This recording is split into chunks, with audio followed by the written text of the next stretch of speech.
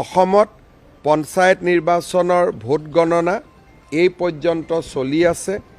ভাৰতীয় জনতা পাৰ্টি আৰু এজিপি আমাৰ মিত্ৰগোষ্ঠীয়ে প্ৰায় ৩০০খন আসনৰ আশে পাশে গৈ আমি থিয় দিছোঁ।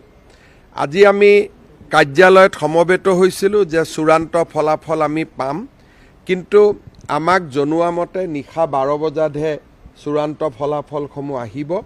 অহাকালি আমাৰ ৰাজ্যিক সভাপতি আৰু মই আপোনালোকক একেলগে এখন সংবাদমেলো সম্বোধন কৰিম আৰু চূড়ান্ত ফলাফলৰ বাবে আমি অপেক্ষা কৰিম। অসমত পঞ্চায়ত নিৰ্বাচনৰ ভোট গণনা এই পৰ্যন্ত চলি আছে। ভাৰতীয় জনতা পাৰ্টি আৰু এজিপি আমাৰ মিত্ৰগোষ্ঠীয়ে প্ৰায় ৩০০খন আসনৰ আশে পাশে গৈ আমি থিয় দিছোঁ।